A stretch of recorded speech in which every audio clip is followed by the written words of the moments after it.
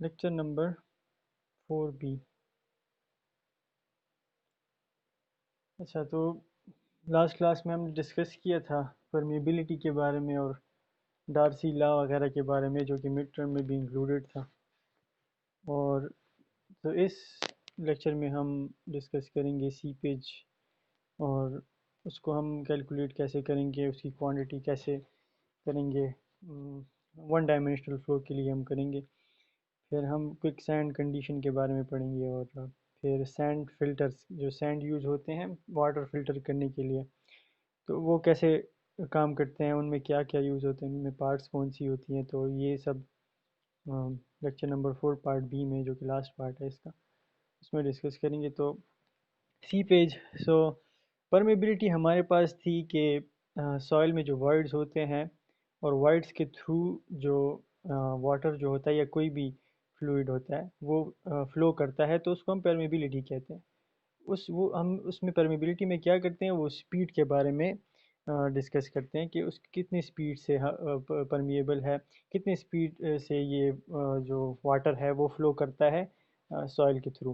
तो जिसमें grain size छोटे होते हैं तो फिर उसमें कम स्पीड होती है, तो उसको हम लेस परमिएबल कहते हैं। और सिमिलरली जिसमें वाइड रेशो ज़्यादा होते हैं, जैसे कि ग्रेवल्स, उसमें जो वॉइड्स होते हैं वो भी बड़े होते हैं, तो फिर उसकी परमेबिलिटी भी हाई होती है। तो सीपेज क्या है, ये फिनोमिना है। ये स्पीड के बारे में हम बात नहीं करते, फ्लो ऑफ वाटर या कोई भी दूसरा जो फ्लूइड है वो through the soil is called seepage. तो ये फिनोमिना जो होता है, चाहे वो लेस परमिएबल हो, चाहे वो किसी किसी तरह का भी सॉइल हो, लेकिन ये जो फिनोमिना है, वाटर जो फ्लो होती है सॉइल में एक जगह से दूसरी जगह तक, तो उसको सीपेज कहते हैं। अच्छा, ये सॉइल फ्लो क्यों होती है, तो ये डिफरेंस इन हेड लेवल होता है बेसिकली। एक सॉइल हमारे पास लेट से सरफेस है, और एक जगह पे उसका हेड जो है, मतलब वाटर टेबल जो हमारा है, वाटर लेवल वो हाई है, और दूसरी जगह पे है लो वाटर लेवल है हमारे पास। तो अब ऑफ कोर्स हमें पता है कि वाटर जो है वो from high head level to low head level travel करता है। तो इसी इसी जो फ्लो ऑफ वाटर को कहते हैं सीपेज फ्लो। कि हाई वाटर लेवल से जब लो वाटर लेवल की तरफ वाटर आता है, फ्लो होता है थ्रू सॉइल, तो उसको हम सीपेज कहते हैं। So when there is difference in water levels और head on the two sides of the structure such as seepage in coffer dam। अच्छा, coffer dam, ये डैम एक तरह का डैम होता है बेसिकली। इसको टेम्पररी डैम भी कहते हैं। ये बेसिकली जब हम किसी डैम की रिपेयरिंग करें या एक नया कंस्ट्रक्शन करें डैम की, तो उसके लिए हम टेम्पररी तौर पे एक कॉफर डैम बनाते हैं, जो कि उसका काम सिर्फ ये होता है कि वो वाटर की फ़्लो को स्टॉप कर देता है थोड़ी देर के लिए, जितनी देर तक हमें चाहिए होता है कंस्ट्रक्शन के लिए। तो उतनी देर के लिए ये कॉफर डैम हमें हेल्प करता है कि वाटर को स्टॉप करें। और जब जैसे ही हमारे पास जो हमारा प्रोजेक्ट है, डैम बना रहे हैं हम, वो कंप्लीट हो जाए, या जो हमारे पास रिपेयर कर रहे हैं हम डैम, वो कंप्लीट हो जाए, तो ये कॉफर डैम फिर इसको ख़त्म कर देते हैं, तोड़ देते हैं। तो ये सिर्फ टेम्पररी डैम होता है। डैम का भी ये काम होता है, वो वाटर को रोकता है, उसको स्टोर करता है, फिर बाकी यूज़ करता है। तो कॉफर डैम भी एक टेम्पररी डैम है, जो कि यूज़ होता है वाटर फ्लो को रोकने के लिए, सिर्फ इसलिए ताकि जब जो हम न्यू स्ट्रक्चर बनाते हैं या रिपेयर्स करते हैं, वो हम वहाँ हम नहीं चाहते कि हमारे पास वाटर हो, क्योंकि वो फिर फाउंडेशन में हेल्प नहीं करता ना, अगर उधर वाटर हो तो फिर स्ट्रक्चर में मसले पैदा होते हैं। तो इसलिए हम ये टेम्पररी स्ट्रक्चर बनाते हैं, टेम्पररी डैम, इसको कॉफर डैम कहते हैं। तो ये हमें हेल्प करता है कि वाटर को रोक के रखे। जैसे ही स्ट्रक्चर बन जाता है फुली कंप्लीट, तो फिर ये इसको तोड़ देते हैं, और फिर वाटर फ्लो वैसे ही होती है। अच्छा, coffer dam and earth dam. अच्छा, अर्थ डैम वो डैम होता है जो कि बेसिकली एक अर्थ डैम होता है, एक ग्रेविटी डैम होता है। तो ग्रेविटी डैम बेसिकली कंक्रीट से बनता है, आरसीसी स्ट्रक्चर होता है। और ये अर्थ डैम जो होता है वो हमारे पास सॉइल से ही बनता है, कंपैक्ट सॉइल से। सॉइल कंपैक्ट करके ये जो डैम हम बनाते हैं उसको अर्थ डैम। तो ये वाटर जो होता है वो अर्थ डैम के थ्रू हमारे पास वो का मूव कर सकता है। जबकि हमारे पास ग्रेविटी डैम हो तो उसमें फ्लो नहीं कर सकता, क्योंकि ऑफ कोर्स वो तो कंक्रीट से बना होता है, तो उसमें पोर्स नहीं होते, और सॉइल तो पोरस स्ट्रक्चर है। तो जो अर्थ डैम होता है इसमें सीपेज होती है, जो कि ग्रेविटी डैम होता है उसमें नहीं होती। लेकिन ग्रेविटी डैम के नीचे जो सरफेस होता है, जो फाउंडेशन होती है, वो सॉइल से बनी होती है। तो अगर हमारे पास एक साइड पे ग्रेविटी डैम का हेड लेवल या वाटर लेवल ज़्यादा हो और ग्रेविटी डैम के दूसरे साइड पे वाटर लेवल कम हो, तो वो जो वाटर तो मूव करेगा ना हायर हेड से लोअर हेड पे, तो वो ग्रेविटी डैम के नीचे जो सॉइल होती है वो वहाँ से मूव करके इस दूसरे साइड पे आएगा। सही है। फिर इसमें वो सब चीज़ें आती है, हाइड्रोलिक कंडक्टिविटी आती है, फिर उस पर डिपेंड करता है। अच्छा, तो एस्टिमेशन के लिए ऑफ कोर्स मेन पैरामीटर हमारे पास क्या होगा, परमेबिलिटी होगी। सही है, परमेबिलिटी लेस होगी तो सीपेज भी ऑफ कोर्स कम होगी, और सिमिलरली फिर ज़्यादा होगी तो ज़्यादा। और हम क्वांटिटी ऑफ सीपेज जो है वो हम लेप्लास इक्वेशन से फाइंड करते हैं। लेप्लास इक्वेशन हम सीपेज के लिए यूज़ करते हैं। इसकी डिराइवेशन मैंने अलग से एक मेरे पास मैंने पेजेस पे की है, उसकी पीडीएफ फाइल बनाई है, वो मैं आपको अलग से पोर्टल पे अपलोड कर दूंगा। फिर आप वहाँ मैं अभी थोड़ी देर में खोलते हैं वो। अच्छा, एजम्पशंस। अच्छा, लेप्लास इक्वेशन जो है इसकी एजम्पशंस ये 5 एजम्पशंस हैं। पहला ये कि अगर अगर हम किसी जगह में सीपेज फाइंड करें ना, तो फर्स्ट ऑफ ऑल ये 5 और लेप्लास इक्वेशन से करना चाहें तो ये 5 एजम्पशंस वैलिड होनी चाहिए, अदरवाइज हम ये लेप्लास इक्वेशन नहीं यूज़ कर सकते। फर्स्ट कंडीशन ये है कि डार्सी लॉ जो है, जो कि हमने लेक्चर 4A में पढ़ा, वो वैलिड होना चाहिए। डार्सी लॉ में क्या आता है कि लेमिनार फ्लो होना चाहिए। सही है। और जो वेलोसिटी होती है वो डायरेक्टली प्रोपोर्शन टू के होता है, कोफिशिएंट ऑफ परमिबिलिटी, एंड जो हाइड्रोलिक कंडक्टिविटी होता है। तो first of all Darcy law जो है वो वैलिड होनी चाहिए। फिर वाटर जो है इनकम्प्रेसिबल होना चाहिए। सही है। Volume, no volume change in soil mass, inflow rate should be equal to outflow rate, and ये बेसिकली ये कंटिन्यूटी इक्वेशन, ये तकरीबन एक ही चीज़ है। Continuity equation should be equal, continuity equation मतलब discharge at one point should be equal to discharge at other point, Q1 will be equal to Q2। तो फिर इससे आता है A1 V1 equals to A2 V2। ये continuity equation आपको शायद याद हो। तो ये 5 एजम्पशंस हैं जो कि लेप्लास इक्वेशन को फाइंड करने के, जब आप प्रूफ करते हो ना, उसको डिराइव करते हो, तो ये 5 एजम्पशंस होनी चाहिए। या किसी भी जगह के लिए आप सीपेज फाइंड करना चाहते हो लेप्लास इक्वेशन के लिए, तो ये 5 जो एजम्पशंस है वो वैलिड होनी चाहिए। तो ये हमारे पास स्ट्रक्चर है। लेट्स से ये एक जगह है, लेट्स से एक सरफेस है, ये दूसरे उसमें किस चीज़ का डिफरेंट है, वाटर लेवल का।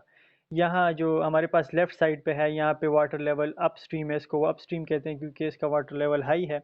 और ये दूसरी साइड पे ऐसे बीच में जो शीट पाइल लगाई है, ये एक्सपेरिमेंट है बेसिकली। शीट पाइल इसलिए लगाई है कि डायरेक्ट इस तरह वाटर ना आ जाए ना डायरेक्टली, तो नीचे से आना पड़ेगा इसको, क्योंकि दूसरा कोई रास्ता नहीं है। शीट पाइल इसलिए लगाई है। अच्छा, और ये दूसरा साइड है, यहाँ पे हमारे पास क्या होता है, वाटर लेवल जो है, ये जो राइट साइड है वो डाउन स्ट्रीम है। तो ऑफ कोर्स वाटर कहाँ से कहाँ मूव करेगा, हमारे पास मूव करेगा अप स्ट्रीम से डाउन स्ट्रीम की तरफ। तो अप स्ट्रीम से डाउन स्ट्रीम की तरफ ऑफ कोर्स यहाँ से रास्ता नहीं है, तो नीचे से आएगा इस तरह। ये जो ग्रीन लाइंस लगी हुई हैं इस तरह आएगा, वाटर फ्लो होगा यहाँ पे। तो यहाँ पे ये जो बॉक्स है, इस ये लेट्स से हमारे पास कोई सॉइल मास है, तो इस पे जो हमारे पास प्रेशर्स लगते हैं, प्रेशर्स, तो वो यहाँ पे कैलकुलेटेड है। ये मैं आपको, अच्छा, उम, ये बेसिकली लेप्लास इक्वेशन है ना, ये मैं प्रूफ किया है पेज पे, वो दूसरे पीडीएफ में, वो एक सेकंड में खोलते हैं। फाइनल रिजल्ट हमारे पास ये आता है। सही है। इसमें पार्शियल क्या कहते हैं, डेरिवेटिव्स यूज़ होते हैं, जो कि सेकंड ईयर में हम पढ़ते हैं। पार्शियल डेरिवेटिव्स के फार्मूलाज यूज़ होते हैं।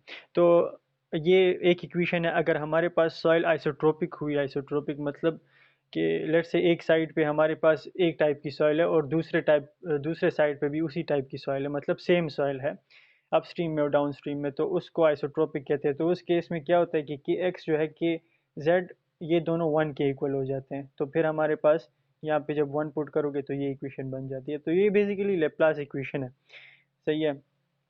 फिर अच्छा, अब लेट से हमारे पास हम वन डायमेंशनल फ्लो, एक डायमेंशन में सिर्फ फ्लो करता है, तो उसमें जो होता है ये वाला पार्ट, क्या ये वाला पार्ट ज़ीरो हो जाता है, सही है।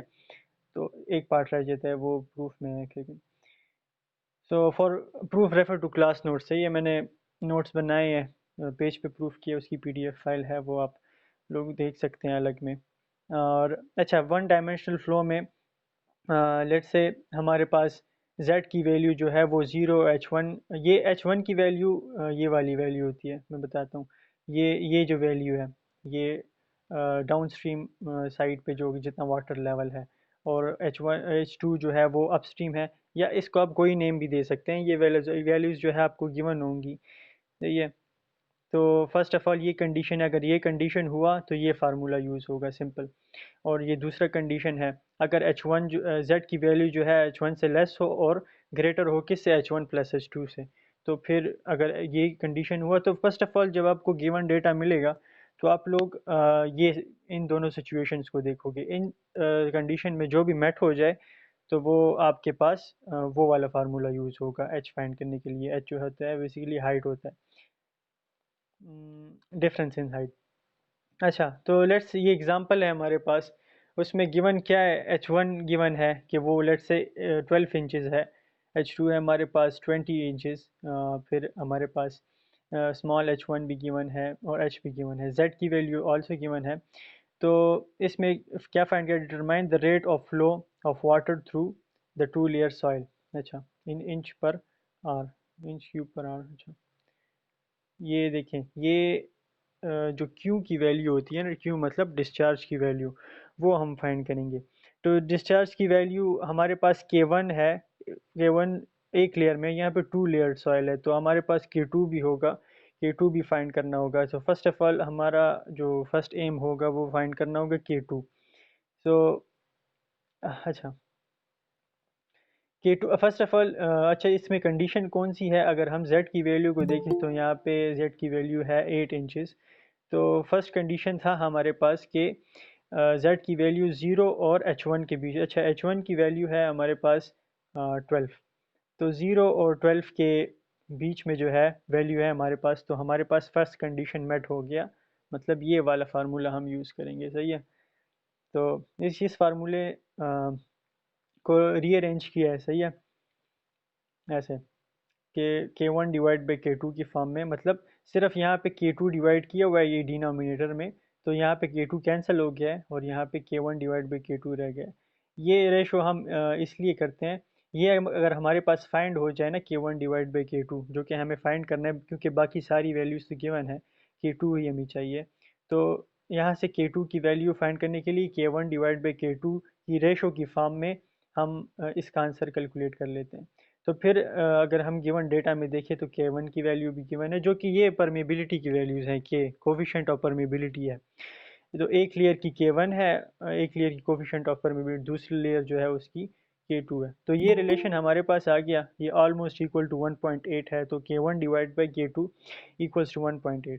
तो यहाँ पे हमारे पास, अब यहाँ हम K1 की वैल्यू पुट करेंगे ताकि हमारे पास K2 की वैल्यू आ जाए।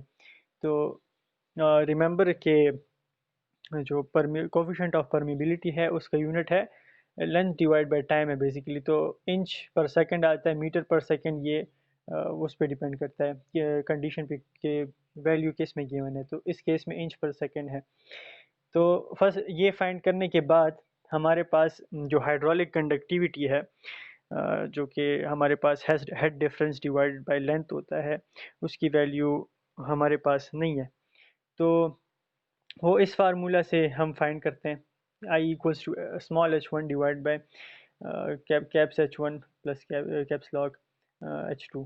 तो इससे हमारे पास हाइड्रोलिक कंडक्टिविटी की वैल्यू आती है। एरिया हम d की वैल्यू, डायमीटर यहाँ पे हमारे पास गिवन है, एरिया की वैल्यू है pi divide by 4 into D square. ये जनरल फार्मूला है एरिया का, स्फेरिकल एरिया का, cross sectional area.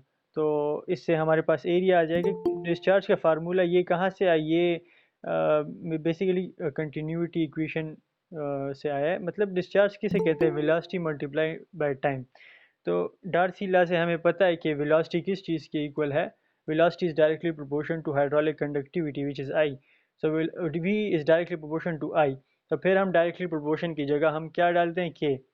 So equation हमारे पास क्या बनता है, V इक्वल्स टू के आई, जो कि के हमारे पास कोफिशेंट ऑफ परमिबिलिटी है, आई हमारे पास है हाइड्रोलिक कंडक्टिविटी। तो ये यहाँ पे Q equals to V A होता है, तो V की जगह हमने पुट किया है के इक्विवेलेंट इंटू आई। इक्विवेलेंट इसलिए क्योंकि सिर्फ क्या कहते हैं के वन अलग है, के टू अलग है, तो इससे इक्विवेलेंट एक की वैल्यू यूज़ नहीं कर सकते अलग अलग। तो हम एक के इक्विवेलेंट फाइंड करेंगे जो कि ओवरऑली हम यूज़ कर सकते हैं। तो वी की जगह हम coefficient of permeability multiply by hydraulic conductivity use करते हैं, उसको हम एरिया से मल्टीप्लाई करेंगे। तो फर्स्ट ऑफ ऑल हमारे पास हाइड्रोलिक कंडक्टिविटी नहीं है, तो ये फार्मूला है बेसिकली हाइड्रोलिक कंडक्टिविटी का। इससे हम हाइड्रोलिक कंडक्टिविटी का बेसिकली कोई यूनिट नहीं होता। ये हमने हाइड्रोलिक कंडक्टिविटी तो हमने लेक्चर 4A में डिस्कस की थी, होपफुली आपको पता हो। एरिया का फार्मूला जो कि जनरल फार्मूला, ये बेसिकली आप याद कर लें, ये क्योंकि ये हर जगह काम आता है। ये क्रॉस सेक्शनल एरिया का formula pi divide by 4 into diameter जो है डी, वो वैल्यू आपको गिवन होगी डी स्क्वायर। तो ये आपको एरिया दे देगा इंच स्क्वायर में। फिर जो हमारे पास के इक्विवेलेंट का इक्वेशन है, बेसिकली ये एवरेज लेते हैं इसका, तो इसमें K1 भी यूज़ होगा और K2 भी यूज़ होगा कि इसका हमारे पास एवरेज आ जाए।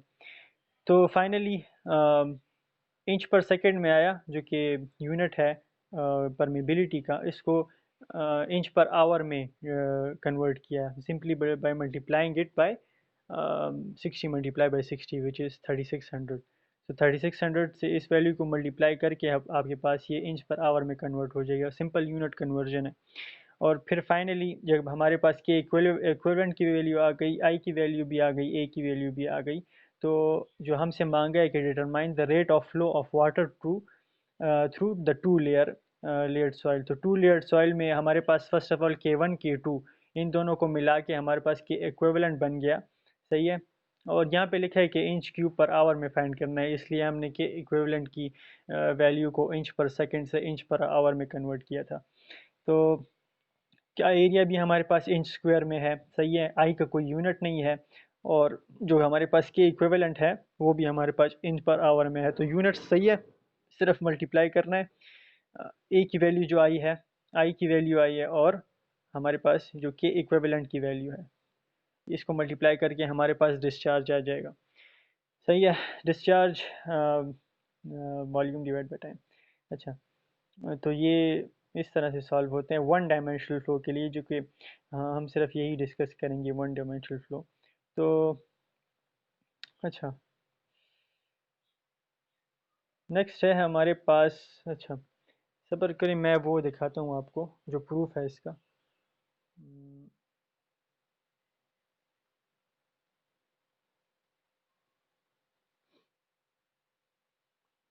अच्छा, ये देखें, ये प्रूफ है।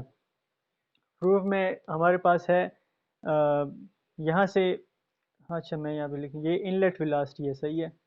ये इनलेट वेलोसिटी है और वो आउटलेट वेलोसिटी ऊपर जो जा रही है। तो ये बेसिकली वन डायमेंशनल के लिए नहीं है, ये टू डायमेंशनल के लिए, लेकिन बाद में हम फिर इससे वन डायमेंशनल जो है वो प्रूव करते हैं।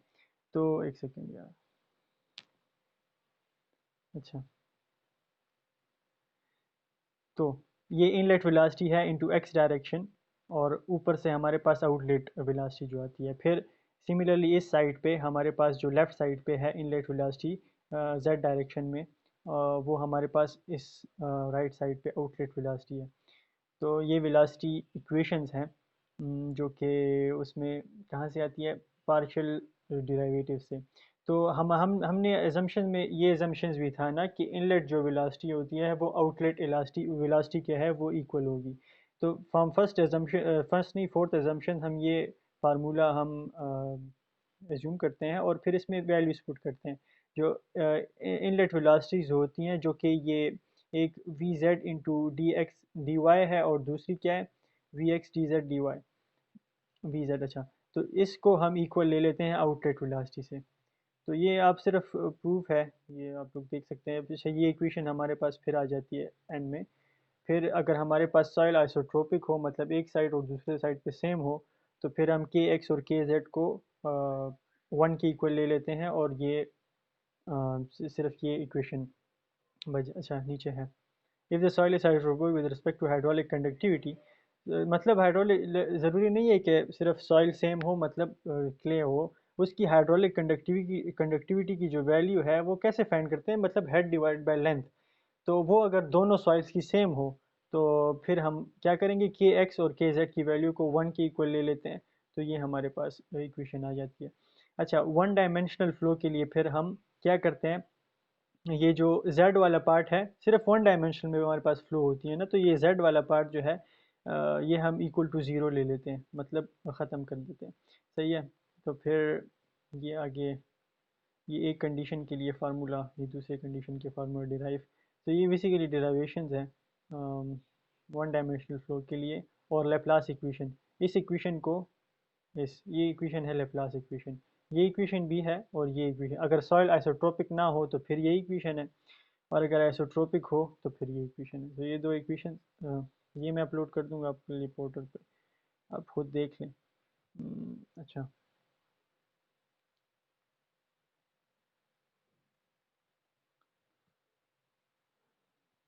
तो सैंड, क्विक सैंड कंडीशन, ये ऐप में यार ये स्लाइड्स ख़राब हो जाती है, पता नहीं क्यों। अच्छा, तो सैंड, क्विक सैंड कंडीशन भी कहते हैं इसको, इसको सैंड बॉइलिंग भी कहते हैं। ये बेसिकली फाउंडेशन को हमारे बहुत ख़राब कर देता है। ये कौन सा कंडीशन होता है, जब हमारे लेट्स से सॉइल में हमारे पास दो तरह के प्रेशर होते हैं, एक सही है, एक सी पेज प्रेशर होता है जो कि अपस्ट्रीम से डाउनस्ट्रीम की तरफ जाता है। सही है। तो वो अपवर्ड्स भी हो सकता है कभी कभी, अगर हमारे पास वो लेवल ऊपर हो थोड़ा सा। तो एक हमारे पास ये प्रेशर होती है सीपेज प्रेशर, दूसरा प्रेशर हमारे पास होता है सबमर्ज प्रेशर, जो कि होता है हमारे पास weight of the soil mass की वजह से, तो वो डाउनवर्ड होता है। तो जब ये हमारे पास सीपेज प्रेशर और ये जो सबमर्ज वेट ऑफ सॉइल मास उसका प्रेशर ये हमारे पास इक्वल हो जाता है, तो फिर सॉइल जो है वो लिक्विड की तरह बिहेव करने लगता है, और सॉइल इस तरह, उसको क्या कहते हैं, एजिटेशन ऑफ सॉइल हो जाती है, तो वो इस तरह फ्लोट करने लगता है लिक्विड की तरह, जो कि फाउंडेशन के लिए अप्रोप्रिएट नहीं है, उसकी वजह से फाउंडेशन जो है वो ख़राब होती है। So in this condition the upward seepage force causes floating condition of the particle। तो ये कौन से, बेसिकली कोहेशन लेस सॉइल जो होता है जिसमें कोहेशंस नहीं होती, ऑफ कोर्स जो सैंड होता है उसमें अगर आप पानी भी मिक्स कर दो तो वो एडहेसिव नहीं होगा, मतलब एक दूसरे के साथ अटैच नहीं होगा, जैसे नॉर्मली क्ले में होता है। क्ले सॉइल अगर आप ले लो तो वो एक दूसरे के साथ अटैच हो जाते हैं। और सिमिलरली जो हमारे पास कोर्स ग्रेन साइड बेसिकली जो होते हैं, सैंड होता है, सिल्ट, सिल्ट तो नहीं सॉरी, फाइन ग्रेवल्स जो होते हैं हमारे पास, तो वो कोहेशन लेस होते हैं, तो उसमें ये क्विक सैंड कंडीशन या वाटर बॉलिंग होती है। अच्छा, तो ये देखिए अपस्ट्रीम, ये अपस्ट्रीम है हमारे पास और ये वाला डाउनस्ट्रीम है। ये जो फ्लो है वो अपस्ट्रीम से डाउनस्ट्रीम में होगी, और जो यहाँ पे सबमर्ज्ड वेट है अगर ये इक्वल हो आ गया तो फिर यहाँ पे हमारे पास क्विक सैंड कंडीशन होगी।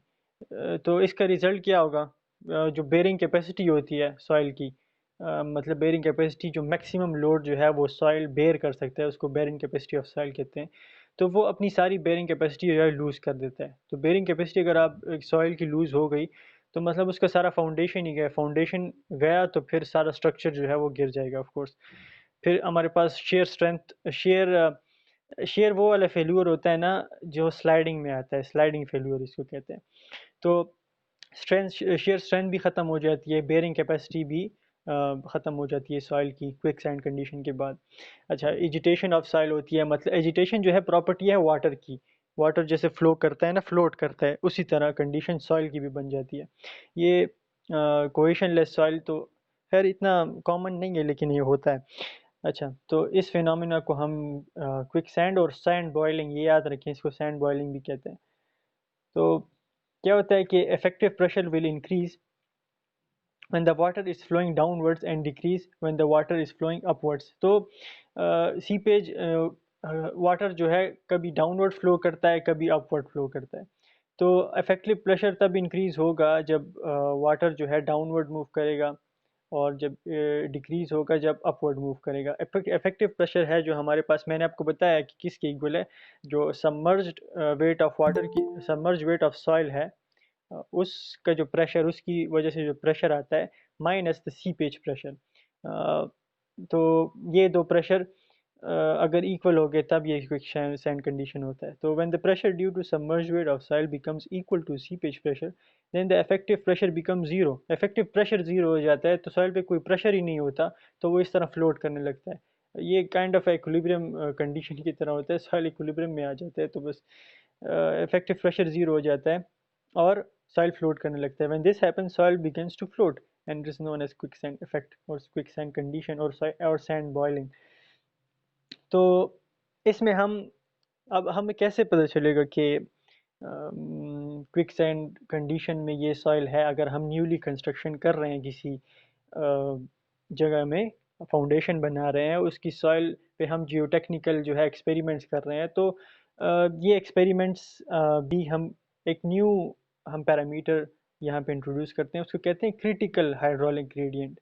हाइड्रोलिक ग्रेडियंट तो हमने पीछे पढ़ा था, ये क्रिटिकल हाइड्रोलिक ग्रेडियंट है। मतलब अगर क्रिटिकल हाइड्रोलिक ग्रेडियंट को हम आईसी से डिनोट करते हैं, अगर इस हाइड्रोलिक ग्रेडियंट से जो सॉइल की हाइड्रोलिक ग्रेडियंट की वैल्यू है वो इस आईसी से ज़्यादा आ गई, तो मतलब उसमें sand quick sand condition apply होगा और वो सैंड हमें फाउंडेशन के लिए नहीं यूज़ करनी चाहिए। हमारे हमेशा हमारे पास जब हम वो करते हैं कंस्ट्रक्शन फाउंडेशन के लिए, तो हम आई की वैल्यू फाइंड करते हैं जो कि हाइड्रोलिक ग्रेडियंट है हमारे पास सॉइल का, और हम आई सी की वैल्यू भी फाइंड करते हैं उसी सॉइल के लिए। तो अगर आई सी की वैल्यू ज़्यादा आ गई तो फिर ठीक है, फाउंडेशन हम कंटिन्यू कर सकते हैं, क्योंकि जो उसको जहाँ पे क्ले होता है जो कि हर जगह पे होता है ज़्यादातर यहाँ पे, तो इसलिए हम कर सकते हैं, कोई प्रॉब्लम नहीं होती। लेकिन जहाँ पे सैंडी सॉइल होता है, थोड़ा ग्रेवल ग्रेवल सॉइल होता है जिसमें परमेबिलिटी ज़्यादा होती है, तो उसमें जो है क्रिटिकल हाइड्रोलिक ग्रेडियंट की जो वैल्यू होती है वो कम होती है hydraulic gradient value of the soil से, तो फिर वहाँ पे क्विक सैंड कंडीशंस होते हैं। सो it is the maximum hydraulic gradient of soil calculated at the start of the construction. If the hydraulic gradient of the soil is greater than the critical hydraulic gradient then the quick sand condition will happen and the foundation will fail। सही है। the value is less than critical hydraulic। अच्छा, मैं ये आपको इसका भी proof दिखाता हूँ आईसी का। तो ये सिग्मा जो है हमारे पास है इफेक्टिव प्रेशर। इफेक्टिव प्रेशर है हमारे पास इक्वल किसके? Submerged pressure. सबमर्ज्ड प्रेशर का फार्मूला क्या है? गैमा सबमर्ज्ड, जो कि जिसका फार्मूला आप लोगों ने असाइनमेंट में भी डिराइव किया है, वो मल्टीप्लाई बाय जेड। और दूसरा कौन सा? Seepage pressure. तो सी पेज प्रेशर का फार्मूला है माइनस आई, जो है आई है hydraulic gradient, Z and gamma of water, unit weight of water. तो ये यहाँ पे लिखा है कि ये सीपेज प्रेशर है, submerged weight of soil pressure है। सही है। तो क्या होता है क्विक सैंड कंडीशन में कि हमारे पास ये इफेक्टिव प्रेशर ज़ीरो हो जाता है। जब इफेक्टिव प्रेशर ज़ीरो हो जाता है तो लेट से हम ये सिग्मा हम इक्वल टू ज़ीरो इस फर्स्ट इक्वेशन जो है हमारे पास इसमें पुट करते हैं, तो ये इक्वेशन हमारे पास आ जाती है। और आई जो है ये फर्स्ट इक्वेशन में हमारे पास आई है, ये आई सी में कन्वर्ट हो जाता है, क्योंकि क्विक सैंड कंडीशन में क्या होता है जो हाइड्रोलिक ग्रेडियंट जो हमारे पास होता है वो क्रिटिकल हाइड्रोलिक ग्रेडियंट के इक्वल हो जाता है, तो आई कन्वर्ट हो जाता है आई सी में। सही है। फिर अच्छा, तो ये रीअरेंजिंग किया है सिंपली आईसी के लिए, क्योंकि हमने आईसी का फार्मूला फाइंड करना है। और जो गैमा सबमर्ज्ड है इसका फार्मूला तो ऑलरेडी असाइनमेंट्स में मैंने आपको दिया था डिराइव करने के लिए। तो ये गैमा सबमर्ज्ड का फार्मूला जी जो हमारे पास है ये स्पेसिफिक ग्रेविटी है of the soil minus one, one plus e जो हमारे पास है वॉइड रेशो है। सही है। और जो गामा डब्ल्यू है वो बोथ साइड कैंसिल हो जाते हैं, तो हमारे पास ये फार्मूला बन जाता है I C equals to specific gravity minus one divide by one plus void ratio. तो लेट्स से हम कंस्ट्रक्शन स्टार्ट, और हमारे पास उसकी वैल्यू क्या होती है? आई की वैल्यू जो कि हमारे पास हाइड्रोलिक ग्रेडियंट हम कैसे फाइंड कर रहे हैं? Change in the head, change in head divide by total length. सही है। हेड चेंज किस तरह हम फाइंड करेंगे? h1 माइनस h2 से हम फाइंड करेंगे चेंज इन हेड। उसको अगर हम टोटल लेंथ पे डिवाइड कर दें तो हमारे पास आई की वैल्यू आ जाएगी। फिर हम उस आई की वैल्यू को इस आई सी की वैल्यू से कंपेयर करेंगे, तो फिर हमें पता चलेगा कि इसमें क्विक सैंड कंडीशन हो गया या नहीं। अच्छा, so if for any place the value of hydraulic gradient is greater than the critical hydraulic gradient, it will have quick sand condition. सही है। अच्छा, ये देखें आप, हमें पता है ना कि जैसे ये हमारे पास कोई सॉइल स्ट्रक्चर है, तो इस एक में वाटर लेवल जो है अबव है, जो लेफ़्ट साइड पे है ये अपस्ट्रीम है, दूसरे जो राइट साइड पे है डाउनस्ट्रीम है। तो ये जो ग्राउंड लेवल और वाटर लेवल में जो कि जितना लेवल है, ये लेट्स से हमारे पास ये H1 है, ये दूसरा वाला H2 है। तो ये इसमें जो डिफरेंस होता है हमारे पास, इसको कहते हैं चेंज इन हेड। तो हमारे पास हाइड्रोलिक ग्रेडियंट का फार्मूला क्या है? Change in head divided by its length. जो ये जो लेंथ है हमारे पास एल से डिनोट किया हुआ है, ये लेंथ। तो इससे हम hydraulic gradient of the soil find करते हैं।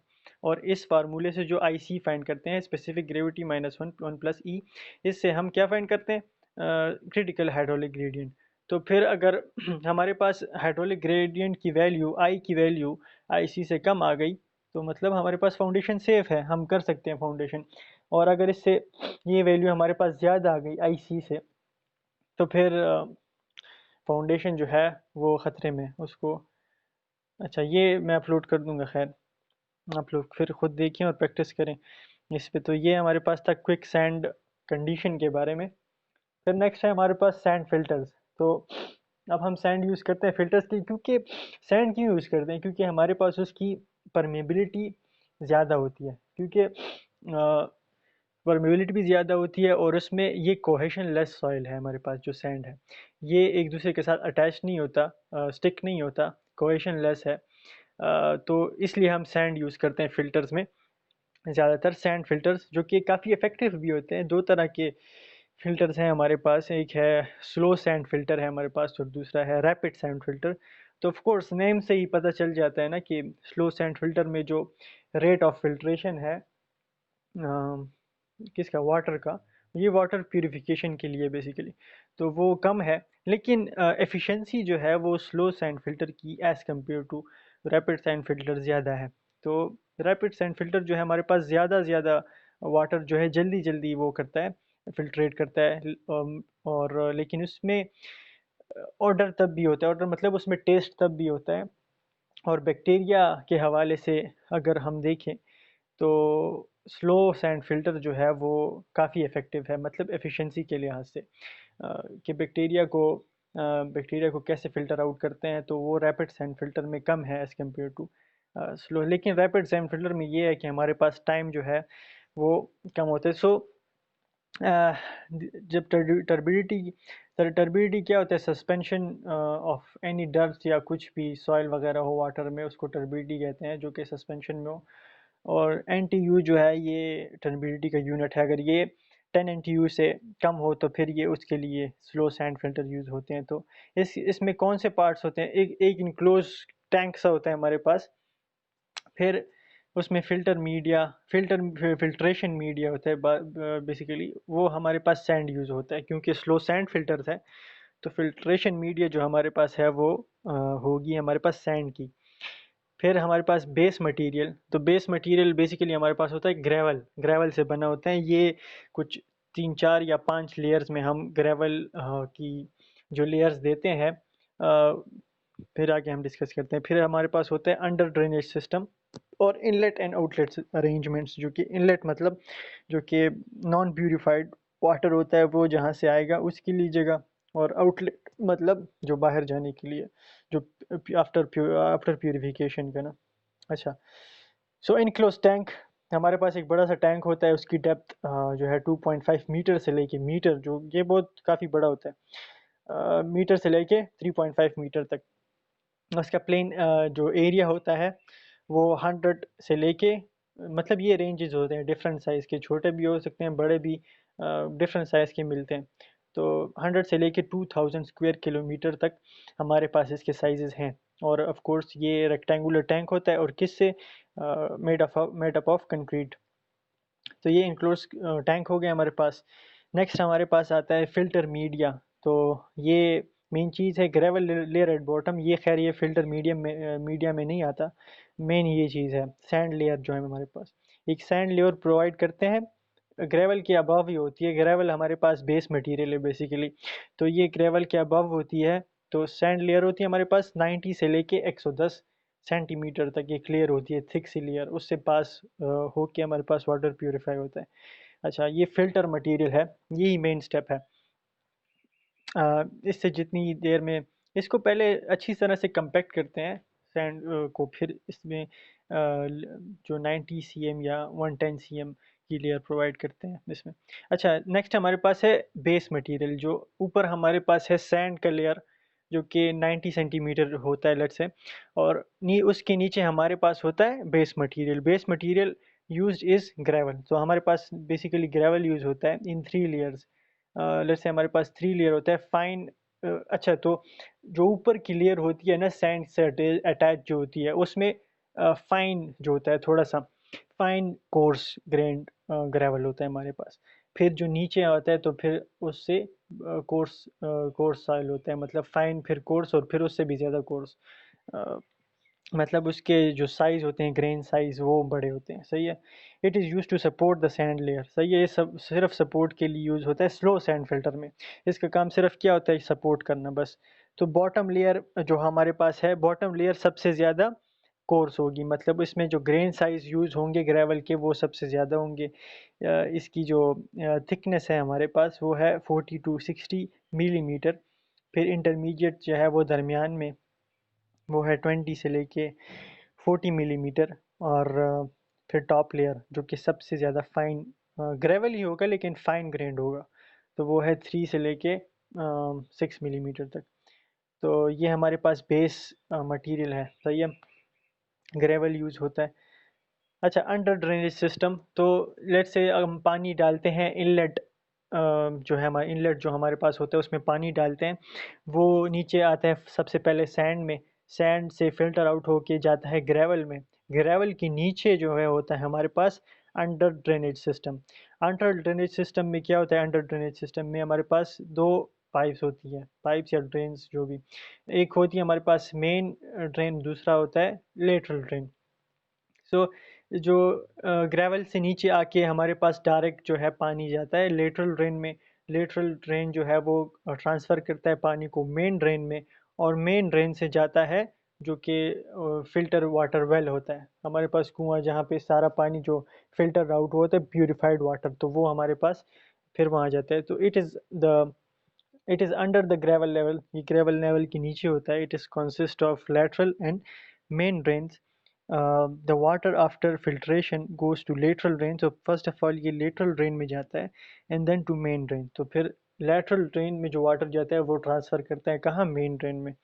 The main the main drain leads the water to filtered water well. तो जहाँ पे सारा पानी स्टोर होता है जो कि प्यूरिफाइड होता है, वो मेन ड्रेन जो है वहाँ पे ट्रांसफ़र करता है। सिंपल। तो ये अंडर ड्रेनेज सिस्टम हो गया स्लो सैंड फिल्टर का।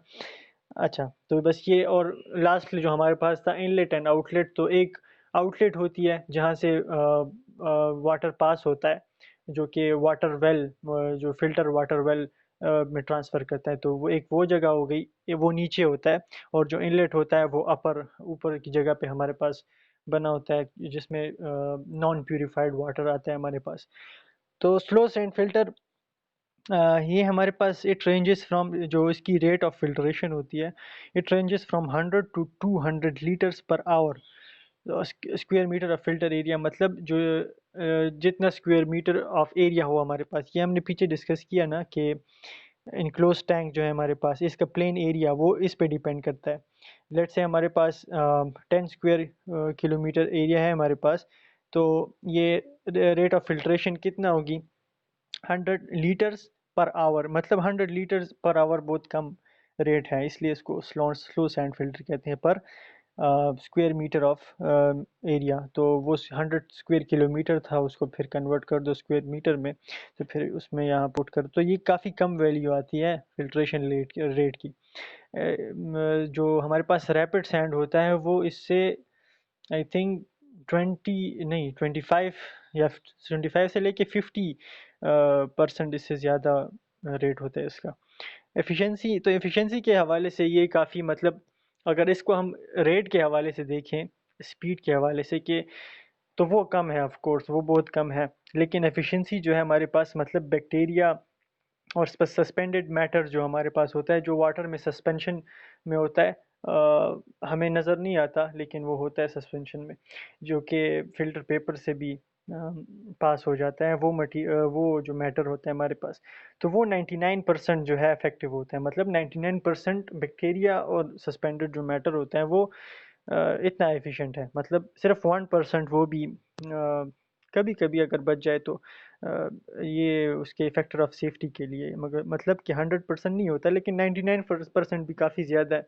जो रैपिड सैंड फिल्टर होता है हमारे पास, उसमें 90 से लेके 98% तक जो एफिशिएंसी है वो होती है। तो स्लो सैंड फिल्टर स्लो है, लेकिन एफिशिएंट काफ़ी ज़्यादा है रिमूविंग बैक्टीरिया में। इसका डिसएडवांटेज ऑफ कोर्स, पहला डिसएडवांटेज जो कि नाम से ही ज़ाहिर है कि ये स्लो है, और ये कॉस्टली भी काफ़ी ज़्यादा होता है। और ये सैंड फिल्टर्स जो है हमारे पास काफ़ी ज़्यादा स्पेस ऑक्यूपाई करते हैं। आपने जो इनक्लोज टैंक है उसका साइज़ देख लिया था, काफ़ी बड़ा। तो ये डिसएडवांटेज है। सर नेक्स्ट है हमारे पास रैपिड सैंड फिल्टर। तो ये क्या, it is 20 to 25 times faster than slow sand filter. तो ये फास्ट काम करता है, ऑफ कोर्स नाम से ही ज़ाहिर है रैपिड है। तो इसमें जो पार्ट्स होते हैं वो भी इसी तरह के पार्ट्स होते हैं जो पार्ट्स उसमें थे स्लो सैंड फिल्टर में। लेकिन इसमें ये जो अंडर ड्रेनेज सिस्टम है, इसका काम सिर्फ ये नहीं होता कि वाटर को मेन ड्रेन और लेटरल ड्रेन में ट्रांसफ़र करे। इसका दूसरा काम ये होता है बैक वॉशिंग। जो रैपिड सैंड फिल्टर है उसमें जो सस्पेंडेड मटेरियल होता है, जो टर्बिडिटी होती है, वो जब फ़िल्टर आउट हो जाता है ना, तो वो इसमें स्टक हो जाता है, जो ड्रेन्स होते हैं ज़्यादातर रैपिड सैंड फिल्टर में ज़्यादा होता है। तो उसके लिए हमारे पास इसको साफ़ करना भी ज़रूरी होता है। तो रैपिड सैंड फिल्टर में क्या होता है, इसमें ऑटोमेटिक सिस्टम जो उसको कहते हैं back washing of the rapid sand filter, तो ये उसके लिए भी यूज़ होता है। मतलब जो हमारे पास मैटर होता है, सस्पेंडेड मैटर, वो वहाँ पे स्टक हो जाता है, तो उसको साफ़ करने के लिए भी सिस्टम है इसमें रैपिड सैंड फिल्टर में। तो ये अंडर ड्रेनेज सिस्टम सिर्फ मेन ड्रेन और लेटरल ड्रेन में ट्रांसफ़र करने का नहीं, वो भी होता है, और बैक वॉशिंग के लिए भी यूज़ होता है। और simple inlet and outlet arrangement, enclose tank, filtering material again बाकी सारा सेम है। ऑफ कोर्स सैंड फिल्टर है तो फिल्टरिंग मटेरियल यहाँ भी वो होगा, सैंड होगा, दूसरा नहीं होगा। अच्छा, तो enclose tank, filtering material, base material and inlet and outlet arrangement वो सारी सेम होगी जो हमारे पास स्लो सैंड फिल्टर में होती है। जो अंडर ड्रेनेज सिस्टम है उसके दो काम होते हैं रैपिड सैंड फिल्टर में। First of all, it collects the filter water uniformly over the area of gravel bed. जो कि ग्रेवल बेड होता है हमारे पास, जो बेस मटेरियल होता है, उससे नीचे जो हमारे पास पानी आता है, कहाँ आता है, अंडर ड्रेनेज सिस्टम में। अंडर ड्रेनेज सिस्टम में हमारे पास पहला काम ये होता है कि वो पानी कलेक्ट करके मेन ड्रेन और लेटरल ड्रेन में जाता है, और फिर लेटरल ड्रेन से मेन ड्रेन में, और फिर वाटर वेल में। फर्स्ट काम ये हो गया रैपिड सैंड फिल्टर में। दूसरा ये होगा, it provide uniform distribution of back wash water without distributing और upsetting the gravel bed and filter media. मतलब फिल्टर मीडिया जो सैंड का लेयर होता है, और ये जो दूसरा क्या है, ग्रेवल बेड, जो कि हमारे पास ग्रेवल की जो लेयर्स होती है, 3-4 लेयर्स होती हैं, उसको ख़राब किए बगैर कि उधर जो ड्रेन्स की जो वॉश होती है वो कर लेता है अंडर ड्रेनेज सिस्टम में। ये ऑटोमेटिक सिस्टम उसमें लगा होता है। तो ये एक बहुत बड़ा एडवांटेज है रैपिड सैंड फिल्टर में as compare to slow sand filter में। स्लो सैंड फिल्टर में जो बैक वॉशिंग होती है वो नहीं होती, वो खुद करनी होती है, मैनुअली करते हैं। और रैपिड सैंड फिल्टर में अंडर ड्रेनेज सिस्टम है, वो ये काम प्रोवाइड करता है आपको। तो ये फ़ायदा है, सही है। फिर अपर्टेंसेस हमारे पास एक्स्ट्रा जो क्या कहते हैं पार्ट्स, वो भी इसमें इंक्लूड होते हैं। वॉश वाटर ट्रफ्स, तो wash water are provided in upper portion of the filter tank to collect back wash water as it emerges from the sand and to conduct it to wash the water drain। तो जो under drainage system back wash के लिए water store करता है, वो वो wash water trough के को सेंड कर देता है, और फिर वो ये वॉश वाटर ट्रफ जो है ये ड्रेन्स को साफ़ करने के लिए वो यूज़ करता है। या तो हमारे पास water as a back wash होगा, और यह बैक वॉशिंग के लिए हमारे पास एयर भी कभी-कभी यूज़ होते हैं कुछ-कुछ रैपिड सैंड फिल्टर्स में। तो या तो वॉश वाटर ट्रफ होगा और या एयर कंप्रेसर्स वहाँ पे लगे होंगे, मतलब साफ़ करने के लिए कंप्रेस्ड एयर यूज़ करते हैं। तो या वो होगा और या ये, इन दोनों में कोई एक होगा। ज़्यादातर मेरे ख़्याल में ये वॉश वाटर ट्रफ ही यूज़ करते हैं। During backwashing of a filter, the agitation of the sand grains is carried out either by agitation, मतलब मैंने आपको पहले ही बताया agitation में क्या होता है कि जो sand grains होते हैं वो float कर, soil grains होते हैं वो float करने लगते हैं, सही है। During the backwashing of the filter, the agitation of sand grain is carried out either by water jet, जो कि इसमें होता है, or by compressed air, so compressed air, or by mechanical racks. When the compressed air is used, an air compressor is of required capacity should be installed. So ये भी install अगर air compressor air compressed air से करना चाहें back washing तो ये भी कर सकते हैं, ये अवेलेबल होता है, ये अलग से लगाना पड़ता है। तो रेट कंट्रोल डिवाइसेस भी हमारे पास रैपिड सैंड फिल्टर में होते हैं। अच्छा, यहाँ पे रैपिड कंट्रोल फिल्टर लिखा है, ये यहाँ पे सैंड है। अच्छा, रैपिड सैंड फिल्टर। अच्छा, रेट कंट्रोल डिवाइस में क्या होता है, रैपिड जो सैंड फिल्टर है इसमें जो फिल्ट्रेशन रेट होती है वो काफ़ी ज़्यादा होती है।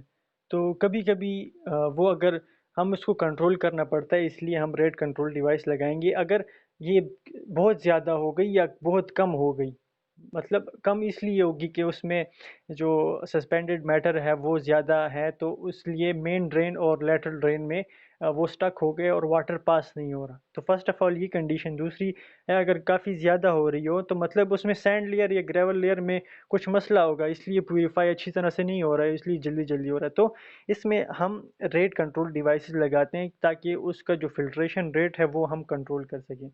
सो it is essential to maintain a constant rate. एक कांस्टेंट रेट से हमारे पास फिल्ट्रेशन होने के लिए हम रैपिड सैंड फिल्टर में हम रेट कंट्रोल डिवाइस लगाते हैं। So to maintain a constant rate of filtration irrespective of loss of head through the filter, increase and decrease in rate of filtration may affect the machine. So वो machine को ख़राब भी कर सकता है, या उसके कुछ पार्ट्स हैं उसको अफेक्ट कर सकता है, तो इसलिए हम रेट कंट्रोल डिवाइसेस लगाते हैं। तो अच्छा, रेट ऑफ फिल्ट्रेशन तो देखें उसमें क्या था, हमारे पास जो स्लो सैंड फिल्टर थे उसमें हमारे पास था 100 से लेके कुछ था। तो ये देखिए, ये 4000 से लेके 12,000 लीटर्स।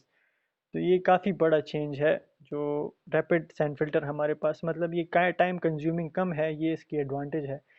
तो रेट इसका काफ़ी ज़्यादा है। एफिशिएंसी जो है, in comparison to slow sand filter rapid filters are less efficient. So ये एफिशिएंसी का मतलब रिमूविंग बैक्टीरिया के हवाले से, ये नहीं कि रेट रेट तो of course rapid sand filter का ज़्यादा है, लेकिन बैक्टीरिया रिमूवल और सस्पेंडेड मैटर होता है उसके रिमूवल के लिए, और ऐसा नहीं है कि बहुत कम होता है, लेकिन as compare to slow sand filter जो है वो कम होता है। स्लो सैंड फिल्टर में क्या था, अराउंड 99% जो था। तो क्लोरीनेशन जो हमारे पास प्रोसेस होता है वो after filtration rapid sand filter में हमारे पास होता है, क्योंकि इसमें फिर भी हमारे पास थोड़ी सी टर्बिडिटी जो होती है वो रह जाती है, इसमें हमारे पास ऑर्डर रह जाता है, मतलब उसमें जिसको कहते हैं बदबू सी आती है पानी में। तो बदबू जो है वो स्लो सैंड फिल्टर में तकरीबन ख़त्म कर देता है, लेकिन जो रैपिड सैंड फिल्टर है उसमें होती है फिर भी। तो इसके लिए हम क्लोरीनेशन करते हैं, सही है, क्लोरीनेशन भी एक प्रोसेस है। तो डिसएडवांटेज इसका क्या होगा, ऑफ कोर्स फर्स्ट डिसएडवांटेज जो है कि ये भी ऑफ कोर्स ये स्लो सैंड फिल्टर से भी ज़्यादा बड़ा स्ट्रक्चर है, उसमें अलग से पार्ट्स भी लगाने होते हैं, रेट कंट्रोल डिवाइस हो गया, एयर कंप्रेसर हो गया, वो वाले। तो इसकी मेंटेनेंस भी चाहिए होती है, तो उस पे भी बहुत कॉस्टली होता है। And generally requires mechanical pumping of water. अच्छा, इसमें दो तरह के होते हैं, एक ग्रेविटी पंपिंग होता है, एक जो है मैकेनिकल पंपिंग होता है। मैकेनिकल पंपिंग में हम खुद से मशीन्स प्रोवाइड करते हैं कि वाटर जो है उसमें वाटर को एक जगह से दूसरी जगह पहुंचाने के लिए, और कुछ ग्रेविटी होते हैं जो कि ग्रेविटी की मदद से फ़्लो करते हैं, मतलब नीचे की डायरेक्शन में जो ग्रेविटी की डायरेक्शन होती है, लेकिन ज़्यादातर मैकेनिकल भी होते हैं। तो बैक वॉशिंग जब हम करते हैं तो लेट्स से ग्रेविटी हमारे पास रैपिड सैंड फिल्टर हो, लेकिन बैक वॉशिंग जो होता है ग्रेविटी की डायरेक्शन तो नीचे होती है, बैक वाश जो हमें करना होता है वो बाकी पार्ट्स का करना होता है जो कि ऊपर होते हैं, और अंडर ड्रेनेज सिस्टम वो नीचे होता है। तो उसके लिए फिर हमें मैकेनिकल पंपिंग यूज़ करना होती है जिसमें पावर लगती है, और इसमें कॉस्टली भी होता है ऑफ कोर्स।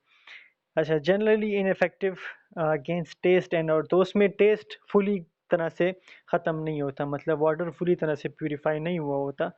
और ऑर्डर भी हो, ऑर्डर मतलब उसमें बदबू भी आती है। तो इसके रैपिड सैंड फ़िल्टर जो है, इसके पहले भी एक प्रोसेस होता है, इस ये फ़िल्ट्रेशन करने से पहले, और इसके बाद भी एक प्रोसेस होता है, मतलब ये एक बीच का प्रोसेस है। वाटर प्यूरिफिकेशन में इसके 3 स्टेप्स होते हैं बेसिकली। फर्स्ट मेरे ख़्याल में होता है कोआगुलेशन वगैरह होती है, फ्लक्चुएशन होती है, फिर रैपिड सैंड से पास करते हैं, फ़िल्टर से पास करते हैं, और इसके बाद जो हमारे पास होती हैं वो मेरे ख़्याल में क्लोरीनेशन वगैरह करते हैं। तो ये 3 स्टेप जब पूरे करते हैं ना, तो ये वाटर पूरी तरह से प्यूरिफ़ाई हो जाता है। लेकिन ऑफ़ कोर्स ये है कॉस्टली, तो डिसएडवांटेजेस भी इसके ज़्यादा हैं, लेकिन एडवांटेजेस भी ऑफ़ कोर्स ज़्यादा हैं। काफ़ी मतलब वाटर प्यूरिफ़ाई रीयूज़ कर सकते हैं हम, वाटर एक एक दफ़ा से अगर वो हो जाए, गंदा पानी जो है हम रीयूज़ कर सकते हैं, लेकिन डिसएडवांटेजेस भी इसकी हैं। अच्छा, तो